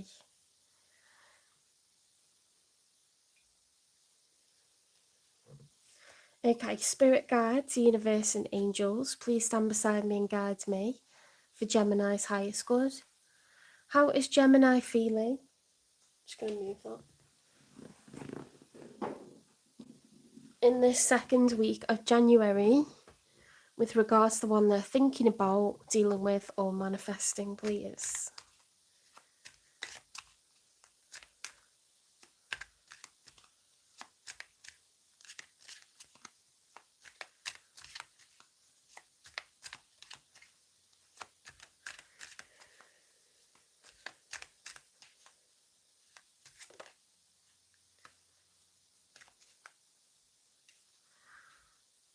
Right, the Nine of Wands reversed. Now, some reversals are good, and this is one of them. The Nine of Wands is the wounded warrior, someone who's continuing to fight despite every challenge thrown at them. They get into, like, the point where they've taken as much as they can handle. Like, if it were 10 of Wands, that would be the end of the cycle. So there's been a lot of challenges. When it's reversed, we're dropping the burdens. So if you're hiking up a big hill, carrying like loads of bags, and no one's really asked you to do it, but you know, you're picking them all up, putting them on your shoulder, and like you've been doing it for so long that you're kind of forgotten, you know, that you don't need to do that for everyone. It's suddenly going, what am I doing? And dropping everything down. Like, just drop all the bags, let all the weight go. Okay, so it's putting yourself first.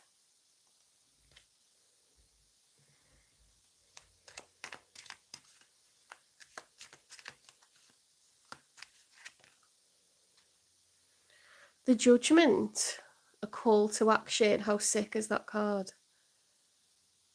Spirit's asking you to take action, okay? Looks like you've done it.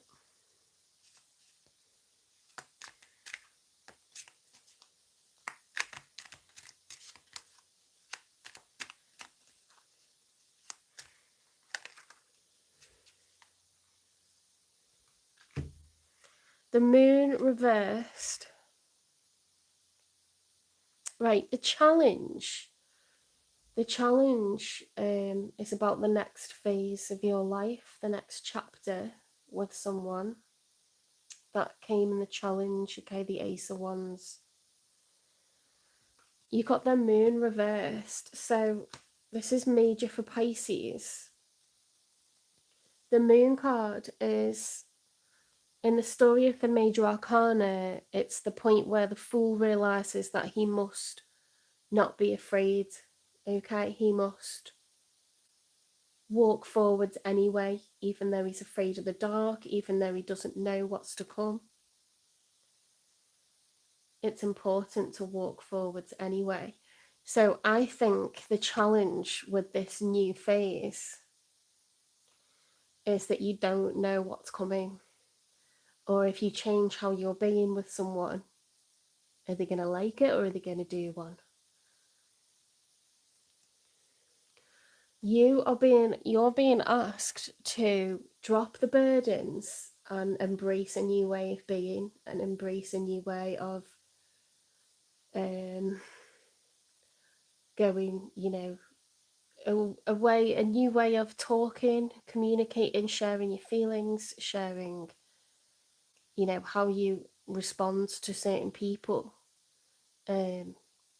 is going to be different going forward, and you mustn't be afraid of that, okay? You must do it anyway.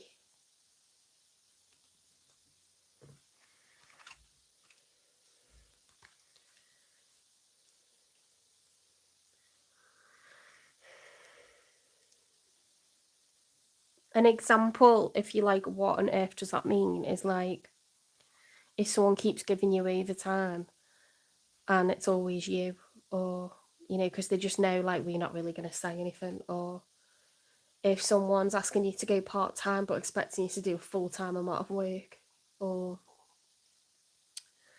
if someone isn't pulling their weight around the house and you both work and they expect you to do everything around the house, or if someone kind of like, you know, verbally like isn't very nice with the things that they say to you, but they just expect you to like be okay with it. You're being asked to, you know, move differently going forwards. Okay, change the way that you respond to things and nip stuff in the bud. Okay, drop those burdens, because someone's causing you to get really resentful and really fed up, and you're being called to be more assertive and respond in a way that nips it in the bud. You question why someone's just said that to you, and make it uncomfortable for a few seconds. You know, throw them off the game. Right, your person has got the Strength major for Leo.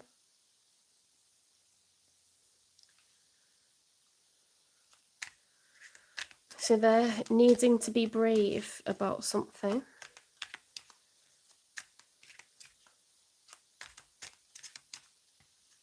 They could have fire in their chart, they don't have to. They could be a Leo, they don't have to be. They're showing up very fiery. Right, in the challenge, they've got the Temperance. So major for Sagittarius, we've got the major for Leo and the major for Sagittarius here. So they could be a Leo or a Sagittarius, they don't have to be. This person, their challenge is tempering their emotions. They might be arrogant, because I'm not going to lie, Leos are overconfident people, and they can be arrogant and they can step on toes quite frequently. Fire, when it spills over, and competition, you know, being overly competitive or hot-headed, saying stuff without thinking. A lot of people will stop themselves from saying something hurtful, but fire signs may not. And Temperance is all about managing your emotions, and this person struggles with that. So they may be quite vindictive. If they feel like someone's hurt their feelings, they could be very spiteful. Or if they feel that they're being challenged by someone, they could feel very spiteful and be very spiteful.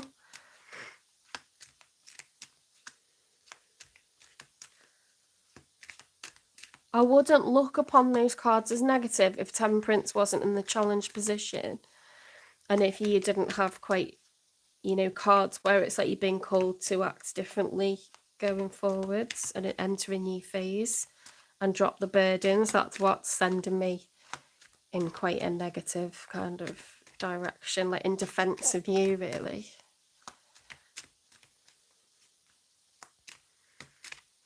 Fire signs are not the easiest. They can be great when they're happy with things, but they can choose to be awful. So very competitive, very goal orientated. Page of Cups reversed. Somebody doesn't want to apologise. I feel like this is following on from your last reading that I did for you, Gemini, where someone was like walking all over your feelings, and they thought that they would just get away with it again and again and again and again because you love them.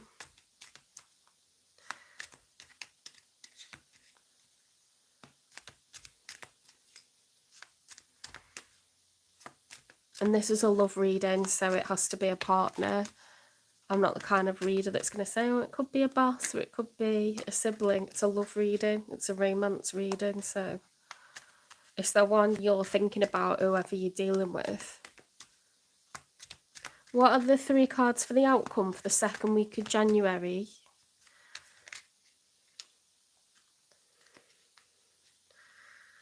Right, I'm going to take those as in the challenge position. We've got the Ace of Pentacles and the 7 of Cups. We've got a crossroads.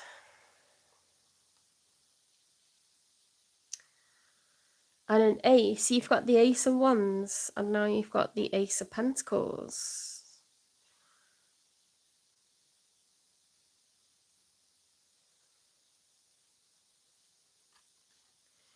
You've got a choice whether you want to invest in this person or not. You don't have to. And they've got a choice whether they apologise or not. Because if this is their energy, they clearly think that some of these cups contain good things and some of them contain bad things, and they've got different options and they've got loads to offer. But what they should be doing is making sure that you're always okay. They need a dressing down, this person, honestly. It's quite annoying that.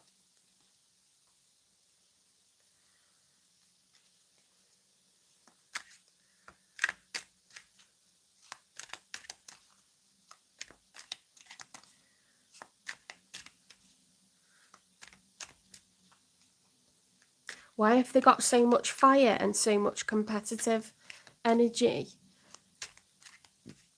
And, you know, Leo strength, like bravado. Temperance is the archer, someone who's constantly on, like, adventure. Like, can't be contained. You know, Leo's like, I'm the boss. I'm the apex, like.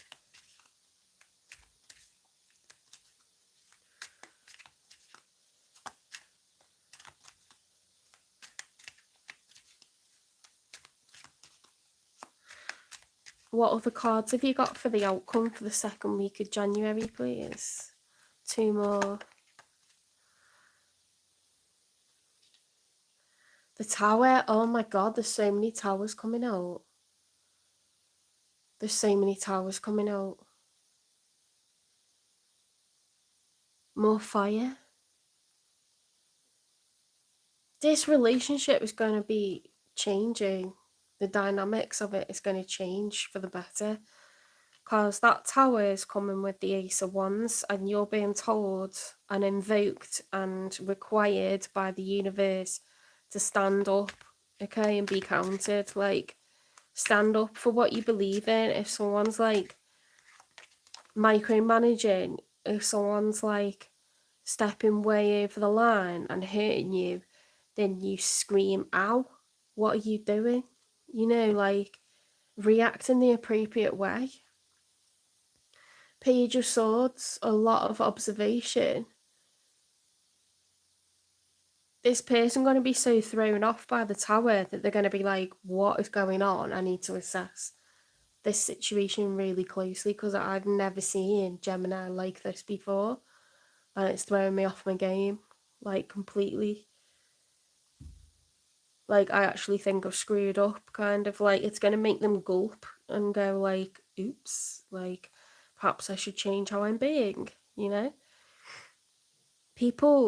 If people feel so safe to, like, step on your toes, then you're clearly, like, looking like a doormat to them, and it might not be the reality. They might look up to you so much and, like, really appreciate you, but are they showing you by wiping their feet on you? No, it's bad behaviour, like, it's bad behaviour. I would say that to them. I would say, when you wipe your feet on me, are you showing me how much I mean to you? you know, and look at them like disgusted, like what are you doing? Like, give your head a wobble. When's this person gonna apologize? If they're gonna apologize, when's this person gonna apologize to Gemini?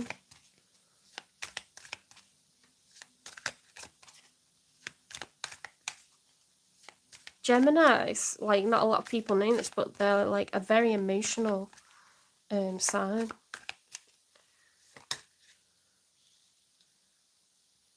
In August.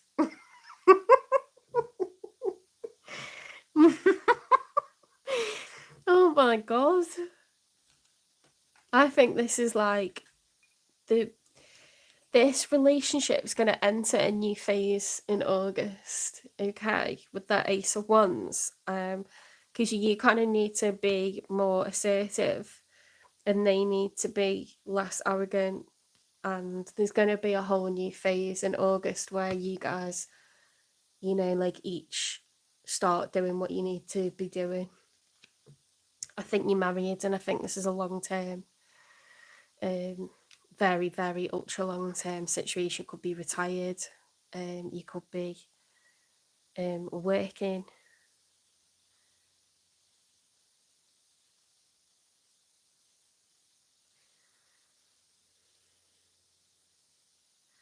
Yeah, this dynamic is going to change, it's going to flip. And I'm not saying you should be like nasty to them, because that's just not right, that behaviour, but this person this person has got too big for their boots, and if they've got a tendency to do that, it's like dealing with a Leo, to be honest. Like, Leos can get way too big for the boots, and it just, sometimes you've got to remember that it's not healthy. How someone talks to you isn't healthy, and they need to be told that, and they need a wake up call.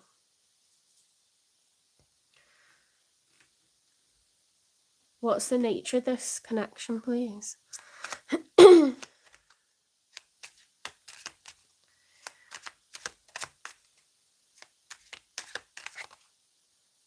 It's your soulmate. You love each other either way, but you do need to protect your heart and your feelings and your emotions, Gemini.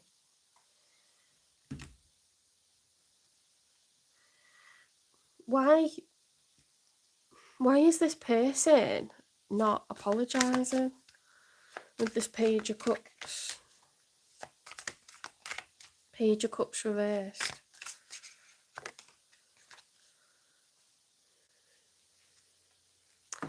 Caution, find out more information, don't overwork yourself. It's easier.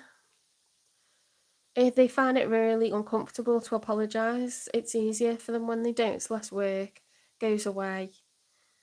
They feel forgiven, they've not done the homework. Do you know what I mean? It's like a kid not doing the homework and a teacher not pulling them up on it. Well, the problem sorted itself, so why do I need to like change what I'm doing?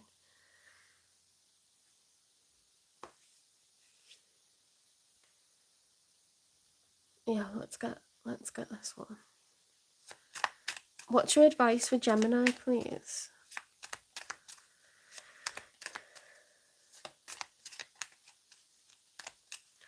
I'm not saying this person is like always bad to you. They probably do really lovely stuff, but this, whatever it is they're saying or doing, is really hurtful, and it's happening a lot for you to be this called to act, you know?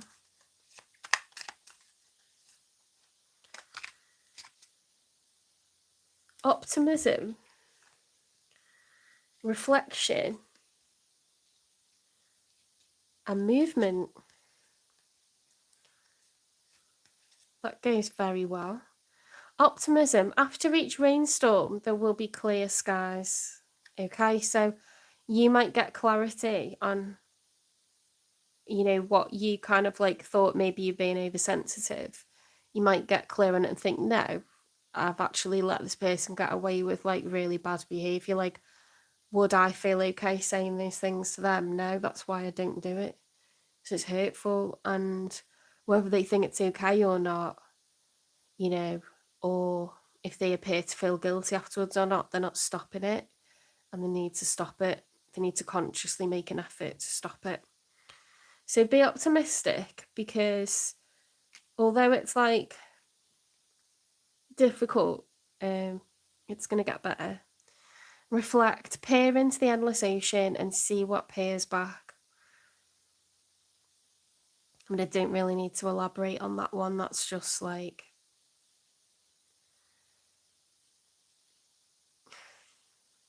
to be honest, that could have a double meaning as well, because there's a mirror there. And it's like, what am I doing to pacify this behaviour? Like, am I addressing it or am I avoiding addressing it? And that's why it's continuing. So reflect on your own actions, because inaction is an action. Okay. Move. Barnacles only grow on a docked ship.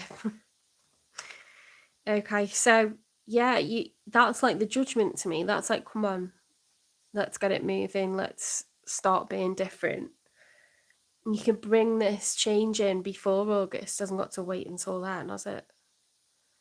You know what I mean? The only reason I'd wait is like if I thought someone was grieving, or I thought someone was dealing with a difficult time of year, for, you know, anniversaries of certain deaths or stuff like this. Like, that would be very insensitive, wouldn't it? But there's no really good time to kind of, you know, while we wait until August to like change something that is happening on the daily. There's no real time to wait.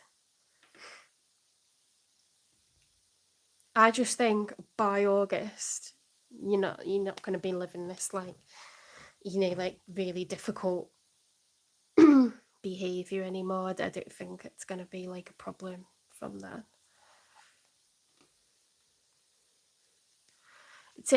You know what, it takes a few months to get rid of those bad habits, because if these are habits, then it takes a reflection of the other person as well. So just check yourself and make sure you're not starting to allow them to do it and letting them get away with it. Because you obviously love them, do you know what I mean? Like, you love them warts and all, you love them despite them giving you a hard time, but you don't want to just allow bad behaviour off anyone. Bad behaviour is bad behaviour.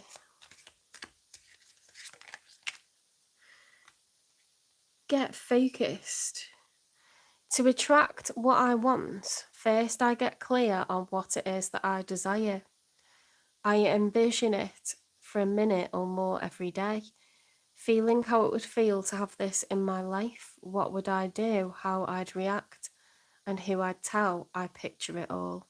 Through my continual alignment with my desires, they begin to flow into my physical reality in divine timing. There might be things that you still want for yourself, or it could just be working on this relationship. You know, like if you want to be able to change things with your, you know, relationship. Often people don't want a relationship to end. They just want the person to stop doing, you know, whatever it is that's a bit mean, or, you know, if the libido's gone and they've stopped sleeping with you. If they started sleeping with you again, you'd be like, oh, brilliant, now the relationship's perfect. Do you know what I mean? So it doesn't mean that you sort of like want it all gone. Playful and release. I go about life playfully and take things lightly. I can turn any hard day or heavy burden into a fun adventure. Why spend time upset when there is so much fun to be had? Release. Today I release limiting beliefs, harmful thoughts, toxic patterns, and anything out of alignment. I'm ready for transformation and welcome this shift. I'm creating space for a new chapter filled with love, abundance, and amazing opportunities. Like, this is like a pivotal moment. It's something very defining, that you're going to stand up for yourself and be more assertive and correct bad behaviour in others, you know, when it really is over the line. I'm not saying like don't allow anyone to say anything to you ever, or don't be, you know, able to laugh at yourself, but when someone's way out of line and you're like, what the hell, that actually like really hurt my feelings, and they don't even seem to like ever apologize when they do it, that is stuff that needs to be addressed, and that is like an issue with being too passive, being a people pleaser, letting people get away with stuff that's hurting your feelings, you know, and it's happening on the regular isn't okay. So that's something you're going to learn, you know, and move on from this year.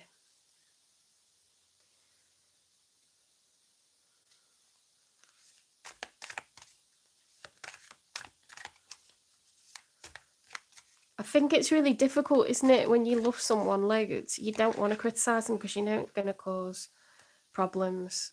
But I don't think it's as big as what you're making it. I think it's just a case of saying, like, is wiping your feet on me showing me that you love me? You know, like, it only needs to be said one day, and then they'll be so mortified because they won't be used to you, like, addressing it and making them confront what they do. They'll be like, oh my God, I've, like, really got to change. Shadow work. Ooh, that's what shadow work is. That's working on yourself. Explore your subconscious to reveal hidden aspects and heal from within. You're allowed to stand up for yourself, Gemini, even with the people that you love. You're allowed to do that. That's just having a bubble and a safe space. Like, it's protecting your own peace, not allowing people to, like, cross certain lines with you. It's protecting your peace. And you might find it difficult to do that with the person that you adore because you're scared of losing them, because maybe you're a little bit actually, like, codependent. Do you know what I mean? If it's gone so far that you allow them to hurt you on a regular basis, not talking about physically, I'm talking about what people think is banter, and it's like actually really bothering you, and then you're not saying anything. It's like, why are you, like, putting them up on a pedestal? I'm not saying they're not worth what you feel they are, but when they're behaving badly, they need to be told that, okay?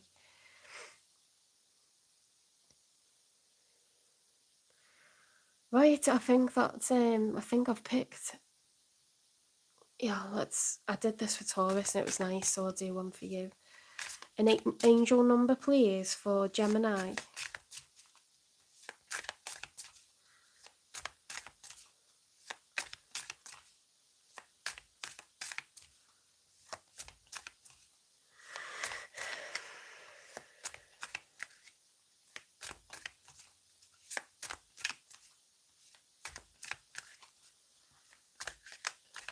What message have you got for Gemini, please?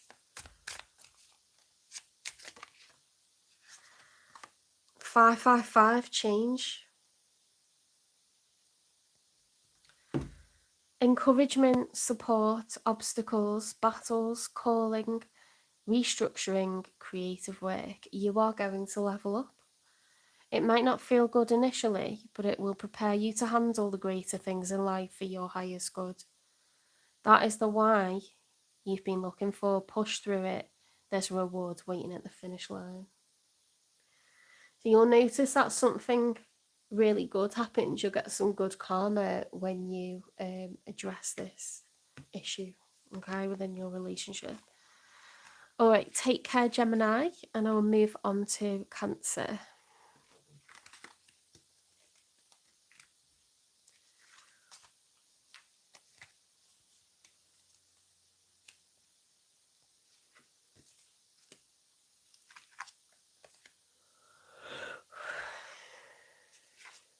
Excuse me, sorry, I love tarot and I'm loving doing the reading.